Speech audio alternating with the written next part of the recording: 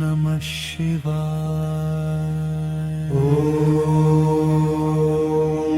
मुक्तेश्वराय नमः। नमामि देवदेवेशं शिवं शान्तिप्रदायकम् ऋणभारविनाशाय ऋणमुक्तेश्वरं हरम्।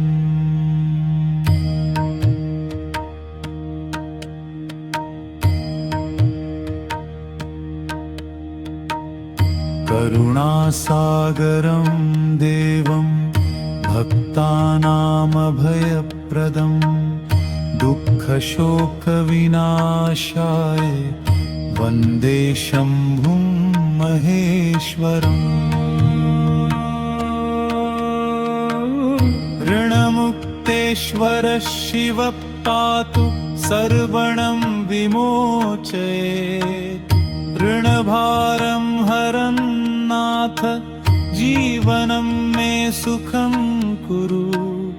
हे देवदेव महादेव हे शम्भो भक्तवत्सल ऋणदुःखसमाक्रान्तं मानाथ परिपालय। धनऋणं च चिन्तां च कर्मबन्धं च शङ्कर त्वत्प्रसादेन मे नाथ शनैः सर्वं विनश्यतु। ॐ ऋणमुक्तेश्वराय नमः। ऋणमोचनाय नमः।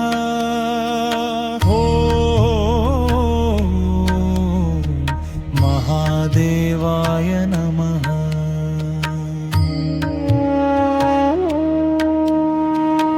मस्तके यदृणभारं हृदये यच्च चिन्तनं तत्सर्वं हर मे शम्भो दीनबन्धो महेश्वर।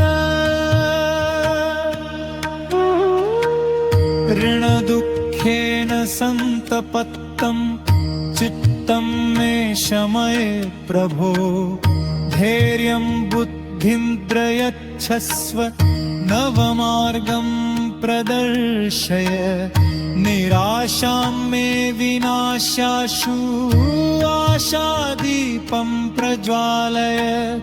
परिश्रमस्य शक्तिं मे सद्बुद्धिं च प्रयच्छ मे। ऋणमुक्तिपथन्नाथ सुगमं मे सदा कुरु। सत्यधर्मसमायुक्तं जीवनं मे शिवं कुरु।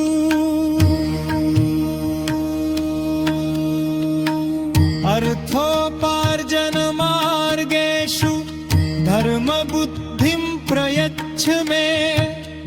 ये संयमशक्तिं च सदाचारं प्रयच्छ मे।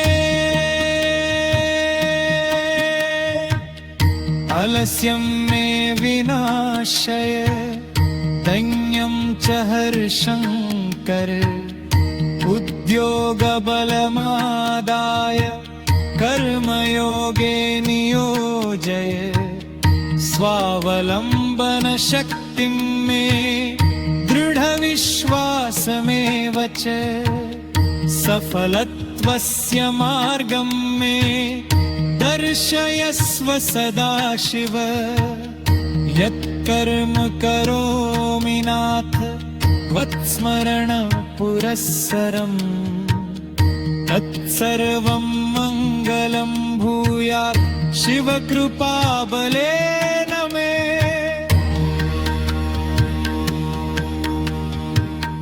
गृहे मे शान्तिरस्तु गृहे मे मङ्गलं भव। अन्नधान्यसमृद्धिं सिद्धिश्च शिवकृप्या प्रवर्धताम् कुटुम्बस्य हितं नित्यं सर्वेषां सुखमस्तु मे परस्परं प्रेम भावं देहि नाथ महेश्वर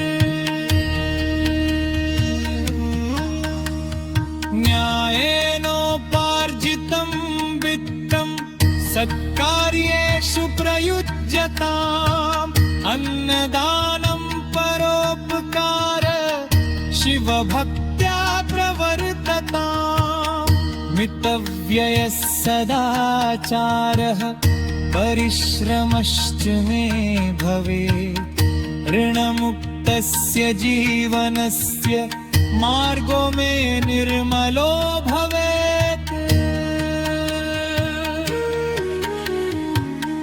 ऋणचिन्ता समाक्रान्तं यन्मे चित्तं निरन्तरं तत्प्रशामय देवेश शिव शान्तिं प्रयच्छ मे भयाद्मां रक्ष विश्वेश निराशायाः प्रमोचय दुःस्वप्ना दुःखभावाच्च सर्वतः पालय प्रभो